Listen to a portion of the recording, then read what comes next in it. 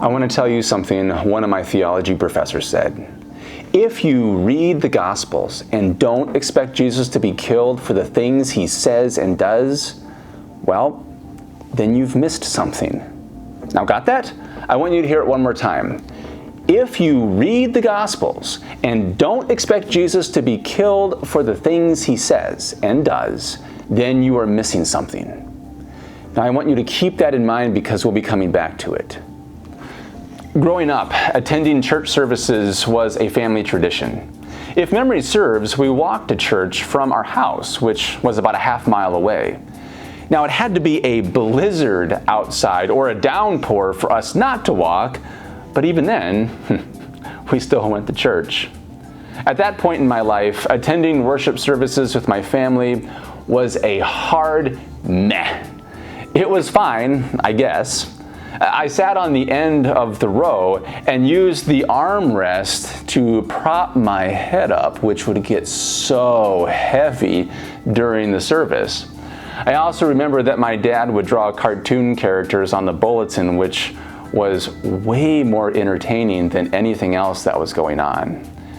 Each week, our pastors would tell story after story after story about Jesus.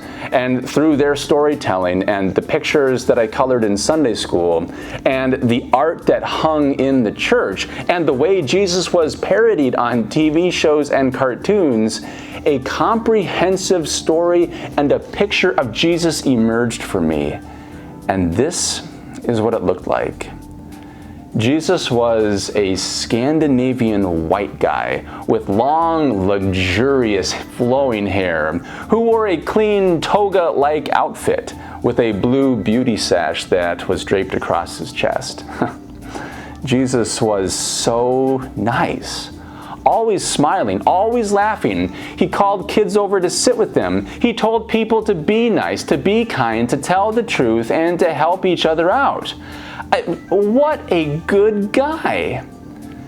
The Jesus I constructed in my head did not yell at anyone. And if he did get mad, it was like watching Mr. Rogers get frustrated. I mean, over the time span of 17 years, sitting with my family every Sunday in church, this is what I picked up. This is the image and understanding that was in my head. So back to the quote. If you read the Gospels and don't expect Jesus to be killed for the things he says and does, then you are missing something. Apparently, I was missing something. My first 17 years in church taught me that Jesus died, but that was something he chose to do.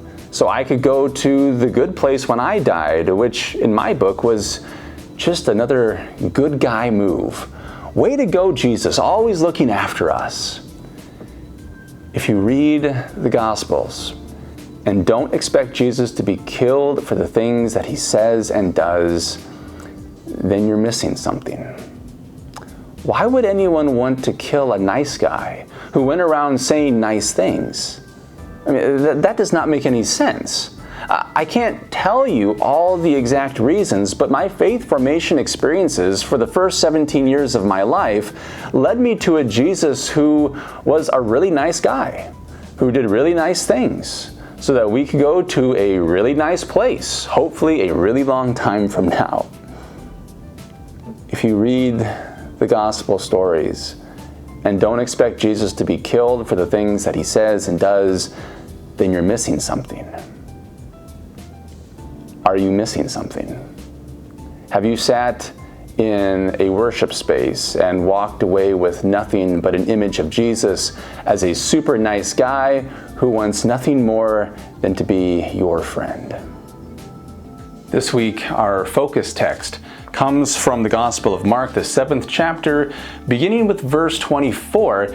You can follow along or read along if you would like, so hear this story.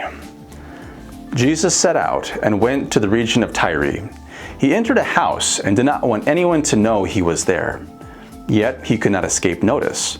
But a woman whose little daughter had an unclean spirit immediately heard about him, and she came and bowed down at his feet. Now, the woman was a Gentile of Syrophoenician origin. She begged him to cast the demon out of her daughter. He said to her, "Let the children be fed first, for it's not fair to take the children's food and throw it to the dogs." But she answered him, "Sir, even the dogs under the table eat the children's crumbs." Then he said to her, "For saying that, you may go. The demon has left your daughter." So she went home, found her child lying on the bed, and the demon gone. Then Jesus returned from the region of Tyre and went by way of Sidon towards the Sea of Galilee in the region of the Decapolis. They brought to him a deaf man who had an impediment in his speech, and they begged him to lay his hands on him. He took him aside in private, away from the crowd, and put his fingers into his ears, and he spat and touched his tongue. Then, looking up to heaven, he sighed and said to him, "Ephphatha," that is, be opened. And immediately his ears were opened, his tongue was released, and he spoke plainly. Then Jesus ordered them to tell no one, but the more he ordered them, the more zealously they proclaimed it. They were astounded beyond measure, saying, "He has done everything well. He even makes the deaf to hear and the mute to speak." Okay, so here's just a bit of context for our reading today. Jesus had it out with a group of Jewish religious teachers who criticized his disciples for essentially not being good Jews. It was a flat-out argument, and Jesus wants to get some distance, so he goes to the area of Tyre and Sidon, a Canaanite region, a non-Jewish region, a region that for Jesus' contemporaries epitomized the other, a land of inferior, godless heathens who did nothing, knew nothing, and were worth nothing. In this place appears a woman who is desperate for help. Now, parents, let me ask you a question. What would you not do for the sake of your child? Who would you not seek help from if you thought it would make a difference? What lengths would you not go to save your kid, right? This woman's desperation drives her to seek help from someone that she was taught to despise. But nevertheless, she comes to Jesus and she's begging for help. But Jesus, oh my gosh, Jesus, he uses the occasion to put her in her place, to remind her of just how different they are from one another. He shuts her down saying, "No, I will not take the children's food and give it to a dog." My mission is to the Jewish people. That's not you. How harsh is that? Good grief. Why is Jesus not sounding like Jesus? So let's talk a minute about boundaries.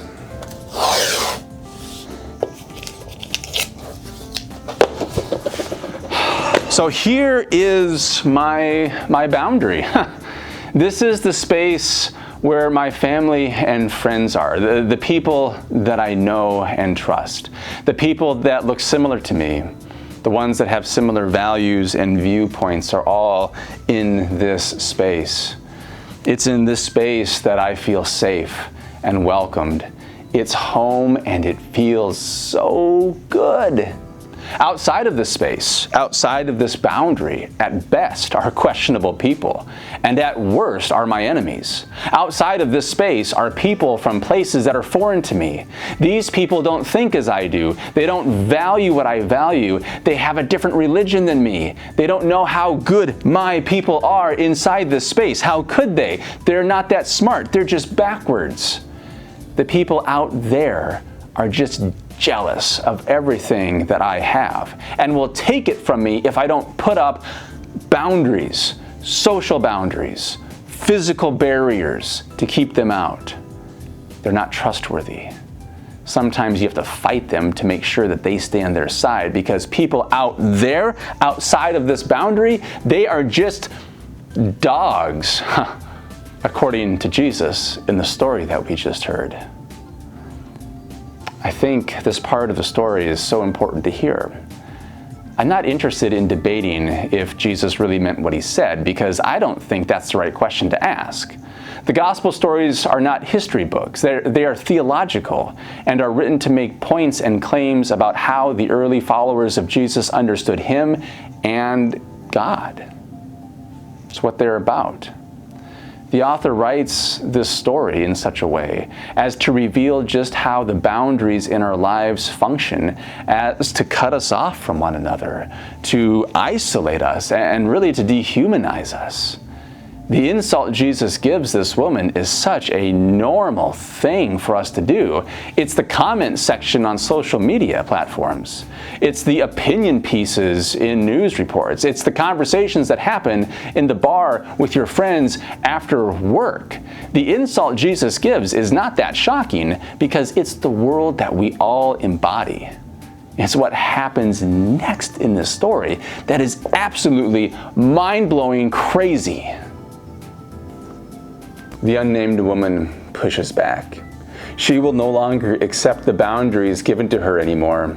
Love for her child drives the Canaanite woman to break her cultural boundaries and seek out a Jewish rabbi. And Jesus' experience of this woman's faith, well, it moves him, and he changes his mind, which leads to a grace-filled act of healing given to someone outside the boundary of God's people. And this is the point of the story. Love and grace make it impossible to maintain the boundaries that we create. The biblical stories as a whole move in the direction of dissolving the boundaries that we create as human beings. When we create boundaries for ourselves, the biblical story teaches us that God is always on the outside of the lines that we draw. Whether that line is based on geography, ethnicity, socioeconomics, religious identity, or anything else that we use to create groups. If you start poking at the boundaries we create in life, as Jesus does, what do you think happens? If Jesus calls into question the ethics of simply caring for your own, those inside the boundaries, what do you think happens? If you read the Gospels and don't expect Jesus to be killed for the things he says and does, then you are missing something. As controversial as it is for Jesus to break boundaries for the sake of God's kingdom, it is really good news. Because an image of Jesus and an image of God who stays inside the box that I create, well, that Jesus and that God can't be found in the places that I need to find God the most. Like in the midst of suffering families and individuals in Louisiana who lost everything again to Hurricane Ida. In the midst of Afghan families who are afraid for their lives. With the family of the immunocompromised child who wants nothing more than to go back to school but is terrified to do so. This gospel calls me and it calls you to cross boundaries for the sake of God's kingdom. And I can tell you from experience that is not comfortable at all. To put yourself out there, to be vulnerable, to walk with another who is not in your group, your crowd, your family, that's hard. To have an open posture to change about your perceptions, to challenge your stereotypes, that's challenging. To ask yourself, who do I fear and why do I fear them? To ask yourself, who do I hate and why do I hate them? Is that feeling justified? That is hard. It is. But I have to tell you that the boundaries that you create, that the boundaries that you have drawn in your life, these lines that keep you safe and comfortable for the sake of God's love, for the sake of God's kingdom, they must come down. And in doing so, you will be changed as your heart begins to beat more and more in line with God's. So today, may you come to know that you are never outside the boundary of God's love and grace. That there is nothing that can separate you from the love of God. Likewise, may you come to know that those living outside your boundary are never outside the boundary of God's love and grace. May this challenge you and move you to go deeper into the story of your faith as it affects the way that you see yourself, others, and the world. This is the good news we hear. Amen.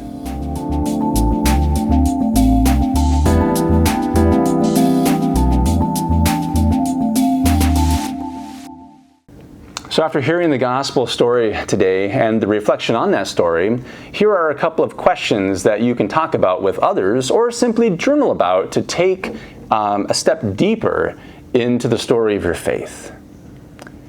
Question number 1. Can you name the boundaries you are inside of? Who are your people? Where are those places that you feel most at home? Question number 2. How do those boundaries give life?